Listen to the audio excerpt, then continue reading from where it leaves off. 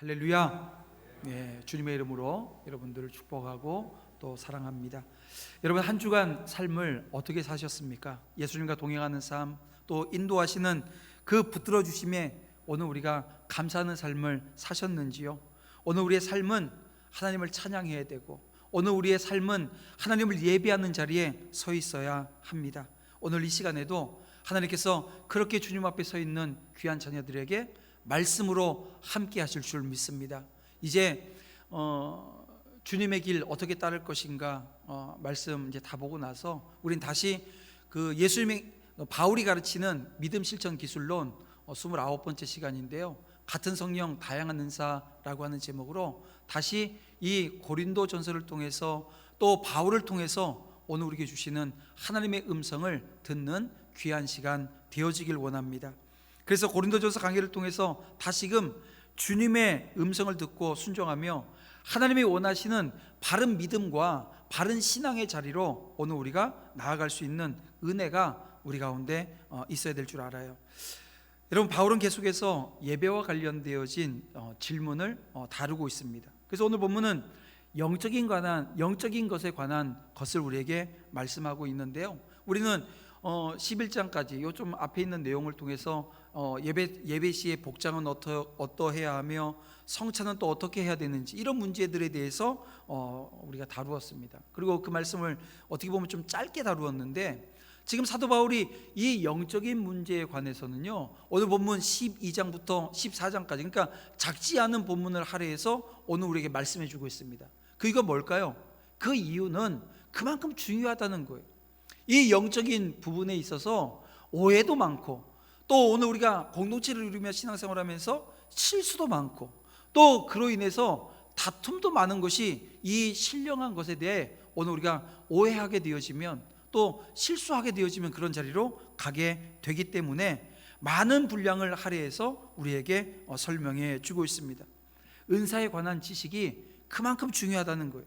특별히 오늘 본문 말씀은요, 표면적 은사의 다양성, 그러니까 오늘 우리 눈에 들어와 있는, 우리가 지금 그 경험하고 체험하면서 오늘 우리 공동체 안에 드러난 그런 은사는 다양하다는 거예요. 어떤 한 가지만 바라보고 가면 안 된다라고 하는 그 이야기를 하고 계시는 거고요. 그래서 그 은사가 오늘 우리에게 주어졌는데, 그 은사의 기원이 어디에 있느냐? 바로 삼위 하나님, 성부, 성자, 성령, 그 하나님이 그 은사의 기원이 되어진다라고 하는 말씀과, 하나님께서 오늘 우리에게 은사를 주실 때 이 교회의 유익을 위해서 주시는 것이다 라고 하는 것을 지금 밝히고 있는 것이 오늘 본문 말씀입니다. 바울은 고린도 교회의 설립자로서 이 교회 안에 제기되어진 여러 가지 질문들에 대해서 이 목회적 답변으로 이들을 양육해 가고 있는데요, 그 고린도 교회 성도들을 양육해 가는 그 과정 중에 저와 여러분도 그 말씀 가운데 성장하고, 그 말씀을 통해서 이 신령한 것, 이 영적인 부분들이 오늘 우리 안에 잘 자리 잡아 정말 오늘 우리도 온전 바른 믿음과 바른 신앙으로 하나님을 예배하고 하나님이 주신 사명의 자리에 서기를 주님의 이름으로 축원함을 드립니다. 여러분, 고린도 성도들은 이 자신들이 받은 이 성령의 은사에 대해서 자부심이 컸어요. 근데 이게 자랑으로 나타나게 되어집니다, 이 자부심. 그리고 예배 때 그것을 경쟁적으로 사용함으로 인해서 여러분, 교회가 이 지금 문제가 생겼던 거예요. 어떻게 해요? 무질서가 교회 안에 자리 잡게 되었다는 것입니다. 여러분, 이것은 바울은 이 상황, 이 성령의 현상에 대해서 바르게 인식시켜주기 위해서 고린도 성도들이 예수님을 모를 때에도 우상 앞에서 신비한 그 황홀경을 경험하지 않았느냐, 이런 지적도 오늘 본문 2절에서 하고 있습니다. 어쨌든 사도 바울은 본문 1절에서 고린도 성도들이 신령한 것에 대해서 알기를 간절히 소망합니다. 자, 그러면 여러분, 이 신령한 것이 무엇입니까? 세상 사람들, 우리 믿지 않는 사람들은 신령한 것 하게 되어지면 이런 것들 생각하지요. 기라든가 도라든가, 아니면 환생이라든가, 또 전생이라든가, 미스테리나 점을 보러 간다든가, 아니면 다른 나라에 있었던 주술적인 사건들, 이런 것들을 보면서 이게 신령하다, 이런 생각을 하고 거기에 관심을 갖습니다. 근데 여러분, 오늘 우리가 예수 믿으면서 이런 것들은 이게 신령한 것이 아니라고 하는 거 우린 다 알아요.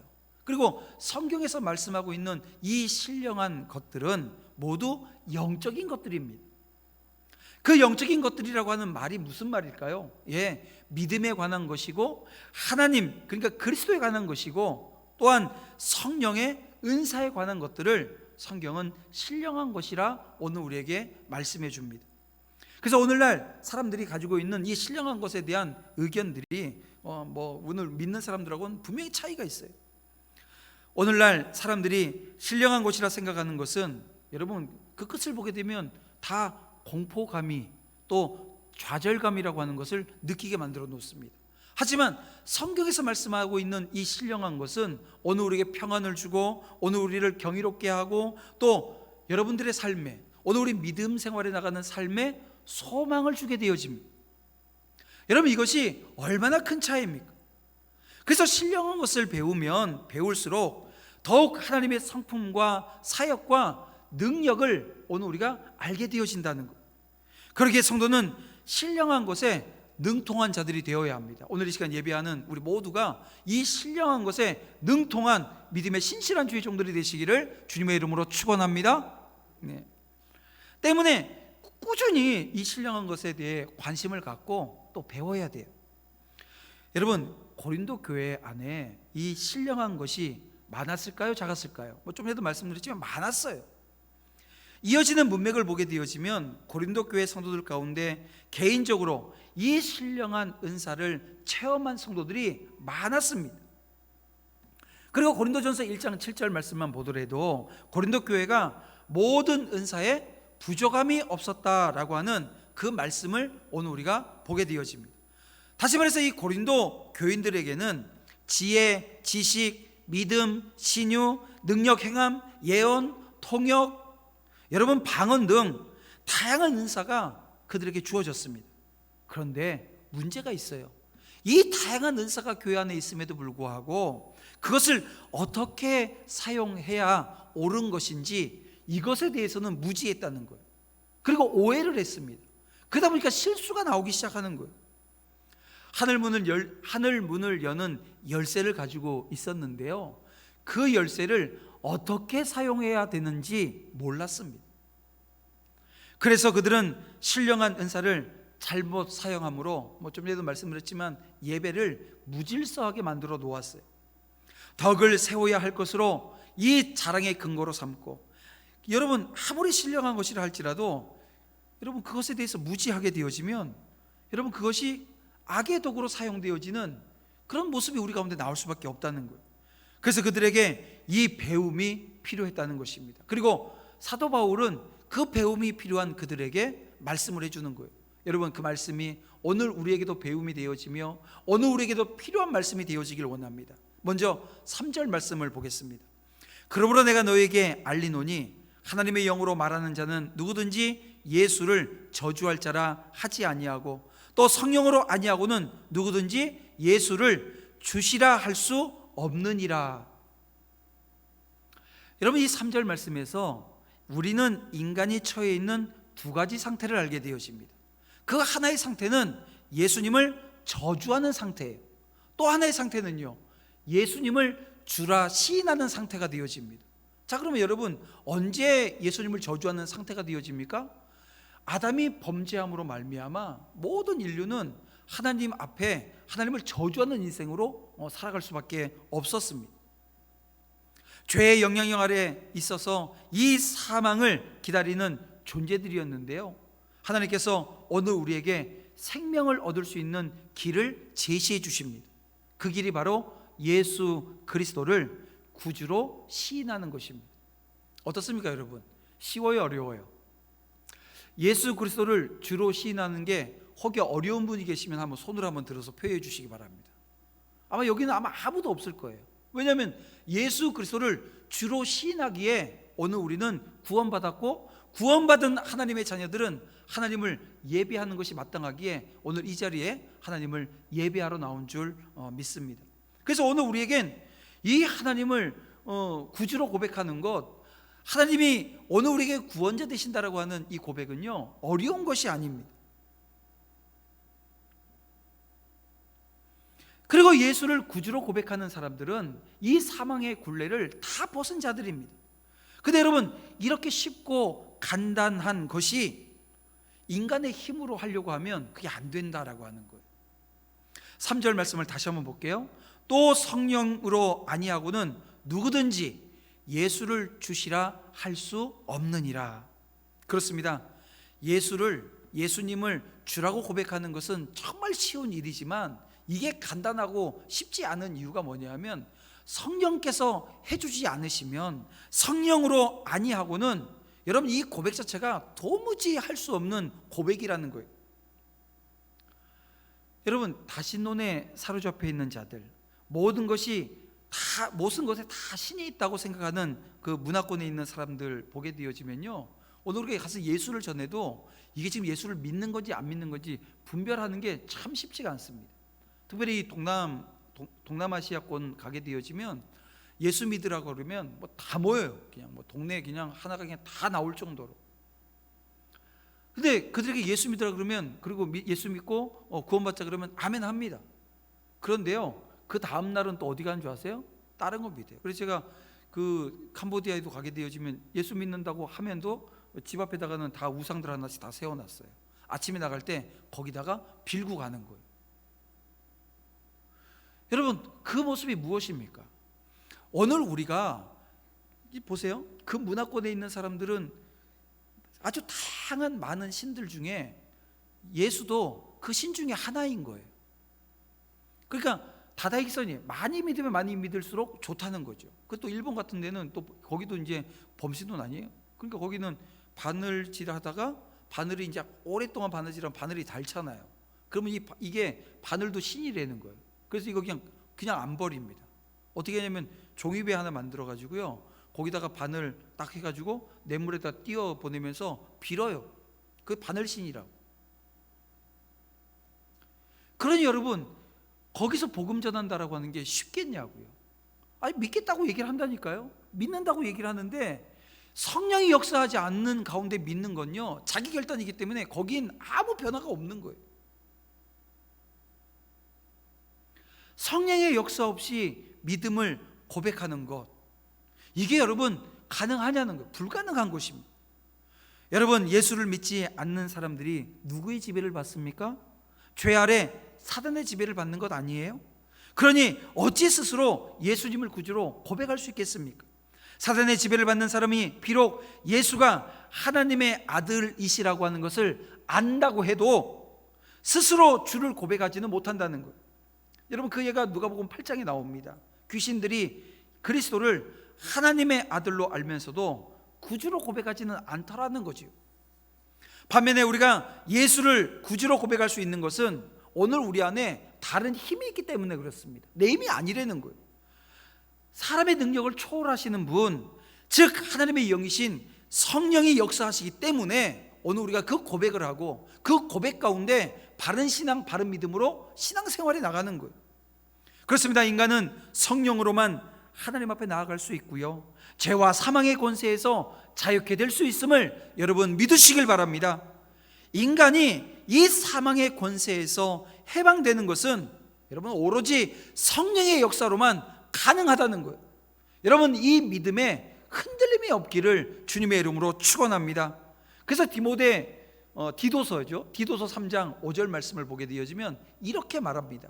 우리를 구원하시되 성령의 새롭게 하심으로 하셨나니라고 말씀하고 있습니다. 무슨 말이에요? 구원은 하나님께 속한 일이라는 거예요. 여러분, 구원은 전적으로 하나님의 은혜라는 것입니다. 그러므로 우리가 이 자리에 모여 예배하는 것은 참으로 감격스러운 것입니다. 왜냐하면 오늘 우리의 힘으로 도저히 이곳에 앉아 예배할 수 없다는 거예요. 성령의 역사가 아니고서는 주님을 구주로 고백할 수조차도 없기 때문에 그렇습니다. 성령의 역사하심에 대해서 그래서 저와 여러분은 감사드려야 되는 거예요. 하박국 선지자 여러분 기억하시죠? 하박국 선지자는 그의 인생에서 모든 것을 잃어버린다 할지라도 하나님을 찬양하겠다고. 어떻게 해요? 하박국 3장 18절 말씀에 보니까 이런 고백을 합니다. 나는 여호와로 말미암아 즐거워하며 나의 구원의 하나님으로 말미암아 기뻐하리로다 라고 하는 고백을 해요. 왜요?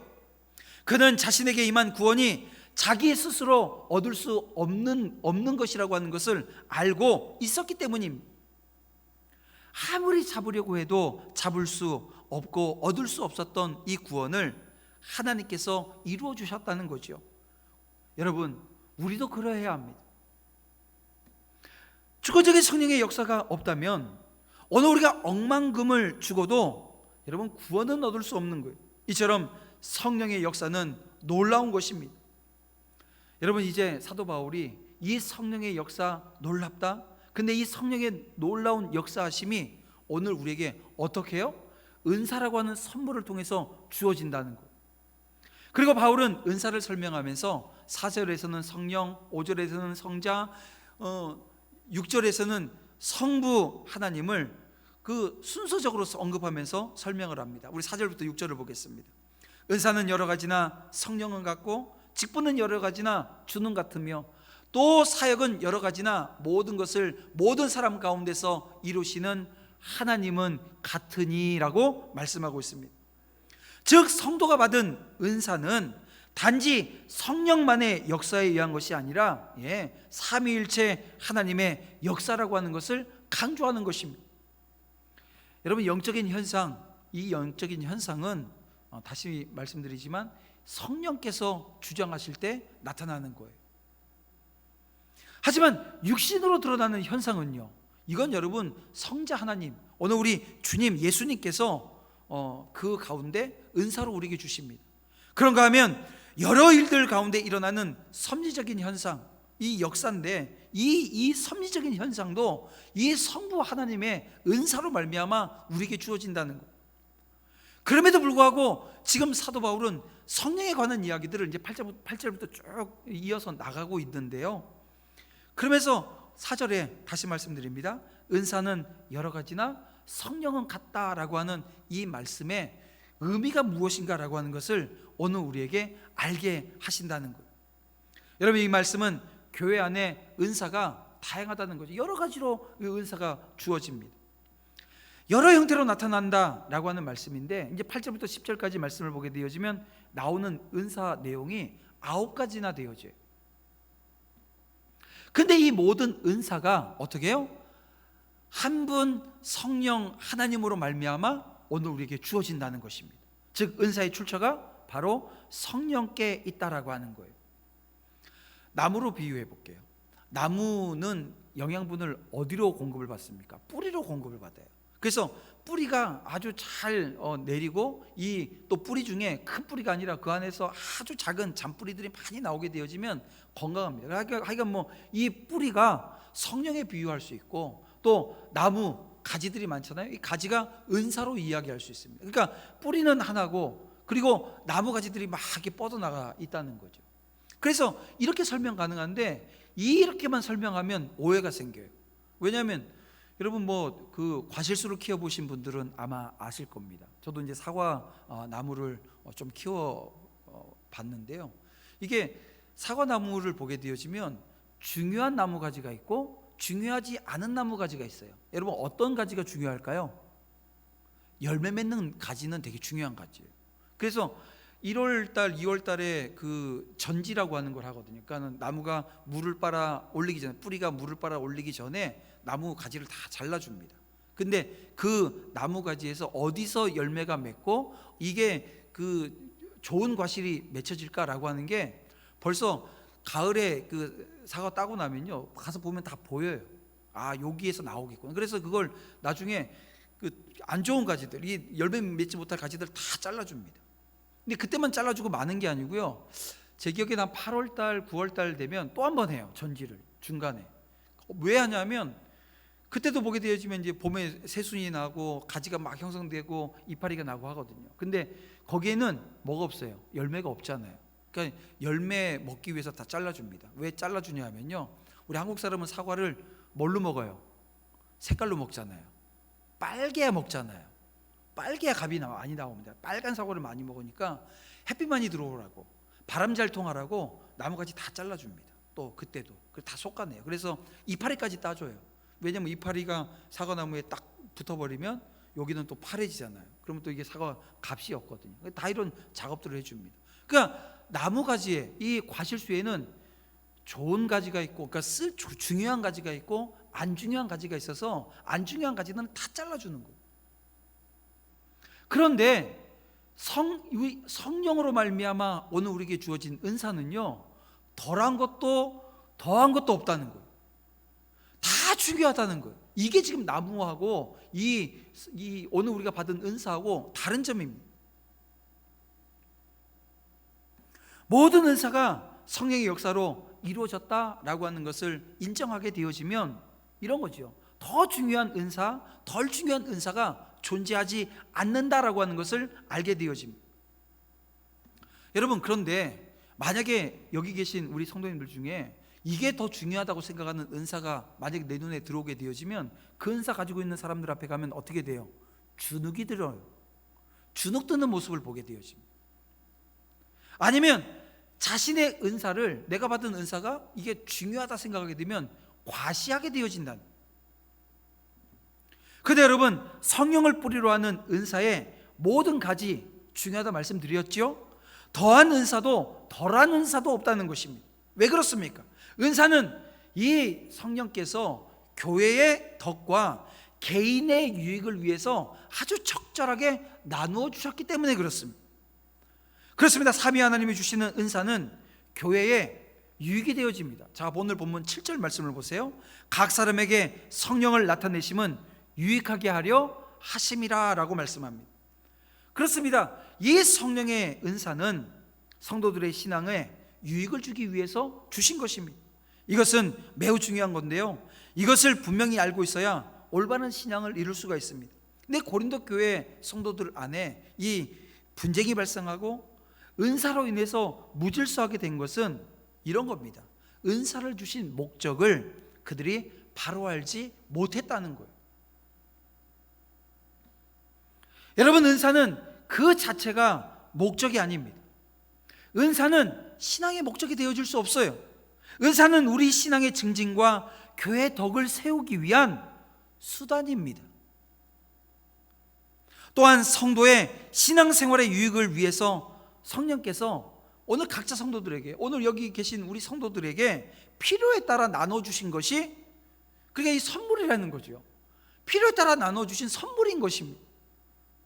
만약에 여러분, 은사가 오늘 우리 신앙생활하는 데 있어서 목적이라고 한번 생각해 보세요. 그렇다면 성경의 많은 인물이 추구점이 뭐가 됐겠어요? 은사가 되어줘야 되는 거 아니겠습니까? 그리고 은사를 강조하지 않았겠냐는 거예요. 그러면 성경이 여기에 초점을 맞추고 있어야 되는데요, 보세요. 아브라함이, 요셉이, 여러분 모세가, 또 구약에 나오는 많은 선지자들, 예레미야 선지자, 이사야 선지자를, 사무엘이 되었건, 여러분 베드로나 바울조차도 여러분 어떠한 은사를 가졌는가, 이 성경은 거기에 초점을 맞춰서 이야기하지 않는다는 것입니다. 그런가 하면 이들이 더 나은 은사를 받기 위해서 여러분 삶을 그들이 어떻게 투자를 하고 거기에 매달리는 모습, 우리 성경을 보면 나오나요? 그것도 없어요. 단지 성경에 나오는 이 믿음의 우리 선진들, 믿음의 선배들은 이겁니다. 하나님 나라를 위해서 주님의 말씀에 순종하는 삶의 자리에 서 있었다는 거예요.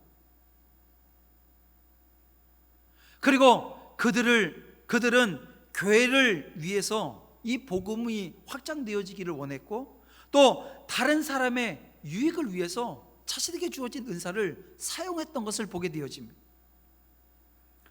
그렇습니다. 이 은사는 오늘 우리가 신앙생활에 나가는 데 있어서 목적이 아닙니다. 은사는 개인과 교회의 덕을 세워주기 위해서 하나님이 주신 선물이라는 것, 제가 다시 또 강조하는데요, 여러분 기억하시길 바랍니다. 은사는 선물이지 신앙의 목표가 절대 아닙니다. 하나님께서 우리의 필요를 보시고 교회를 위해서 허락하여 주신 것이 바로 은사입니다. 그러므로 저와 여러분이 은사 사모해야 합니다. 사모하되 그것이 목표가 되어지거나 절대 가치가 되어지는 일이 없도록 경계해야 합니다. 또 신앙의 유익과 교회 전체의 유익을 위해서 주신 은사의 목적을 바로 알아서 그것으로 자기의 이기적인 그런 유익을 구하는 것이 아니라 교회 건덕을 위해서 올바르게 사용하는 자리로 나가야 할 것입니다.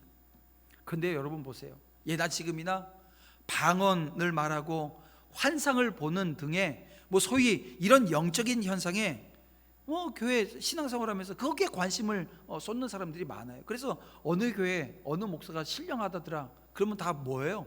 다 무슨 방언을 이야기하고 무슨 예언을 하고, 근데 거기 쫓아가는 거예요. 근데 여러분 그건 진짜가 아닙니다.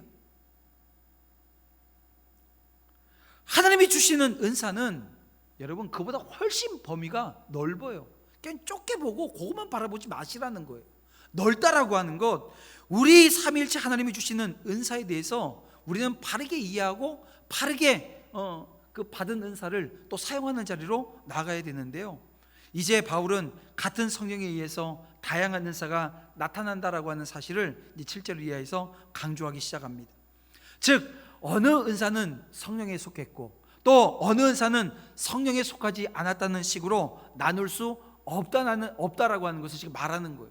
다 성령으로 한 성령으로 말미암은 것이 오늘 우리에게 주어진 다양한 은사라고 하는 것을 지금 말씀해 주는 거예요. 그러면서도 바울은 성령의 역사로 말미암아 일어나는 신비로운 초자연적인 현상에 대해서 부정하지 않습니다. 인정하고 있습니다. 그래서 지금 오늘 본문에 바울이 말씀하고 있는 은사 중에 9절에는 병고침, 10절에는 능력 행함, 예언, 영분별, 여러분 방언, 통변, 이런 신비적인 현상으로 분류할 만한 모든 것들을 지금 포함시키고 있습니다. 그런데 이것만 은사예요? 아니에요. 로마서 12장 7절 8절 말씀을 보게 되어지면 여기는 이런 은사들을 이야기합니다. 섬김과 가르침과 위로와 구제와 다스림과 긍휼 베푸는 등의 은사들에 대해서 소개하고 있고요, 또 에베소서 4장 11절 말씀을 보게 되어지면 여기서는 사도, 선지자, 또 복음 전하는 자, 목사와 교사, 이것도 은사라는 거예요.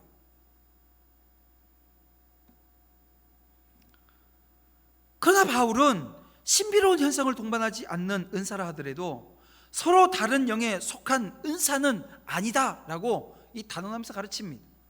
어떤 이는 더 경건하거나 능력이 있어서 초자연적인 은사를 받고, 또 어떤 사람은 그렇지 않아서 평범한 은사를 받는 것이 아니라는 것입니다.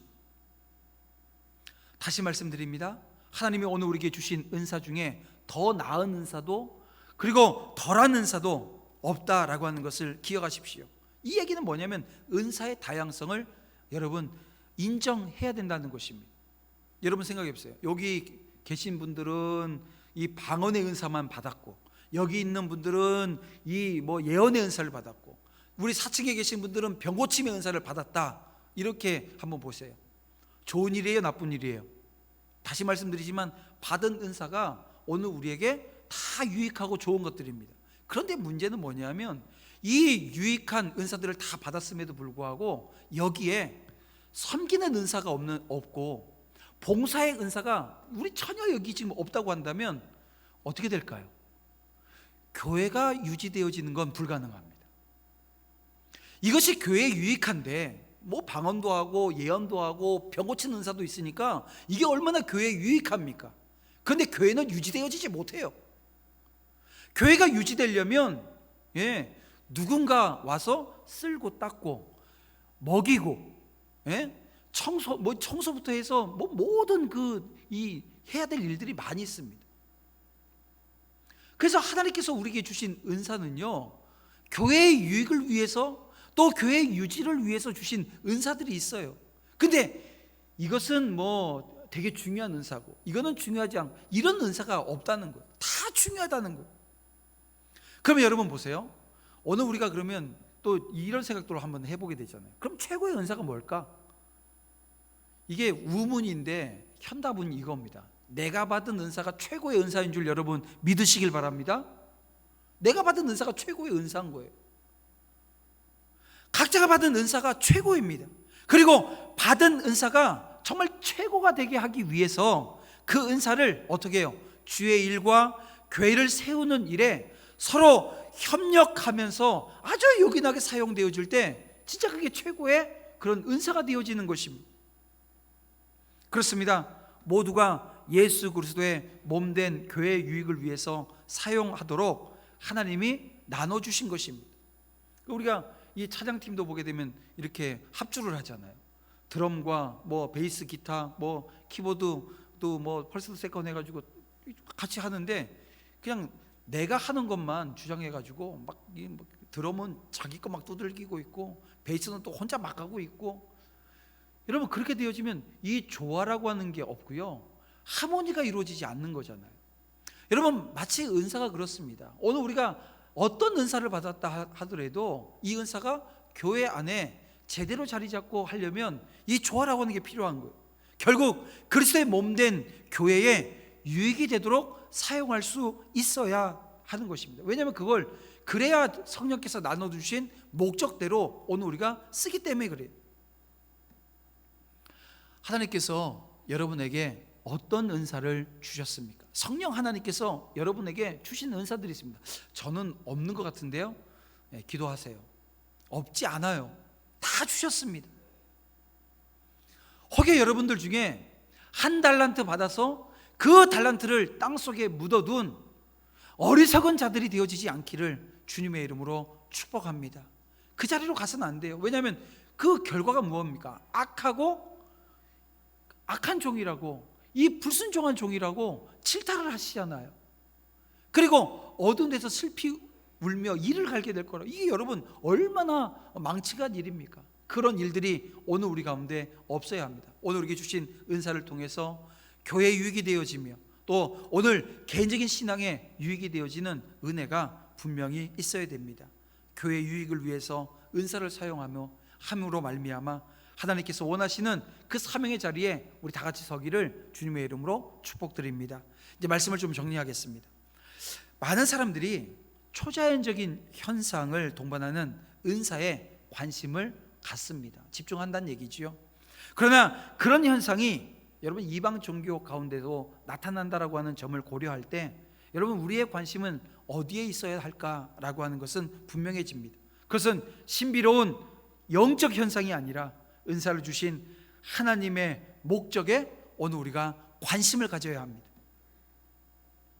하나님께서 오늘 우리에게 은사를 주신 목적, 그것을 통해서 교회가 유익되어지기를, 그 교회가 하나 되어져서 마지막 때에 사명 감당하는 자리로 나아가기 위해서 오늘 우리가 하나 되어져 마지막 때에 정말 쓰임받는 자리로 나아가기를 원하시는 그 아버지의 마음을 헤아리기는, 그래서 그 헤아림으로 말미암아 오늘 우리 안에 풍성한 은사가 조화를 이루며 하나님의 나라 확장을 위해서 쓰임받는 그런 모두가 되어지기를 주님의 이름으로 축원합니다.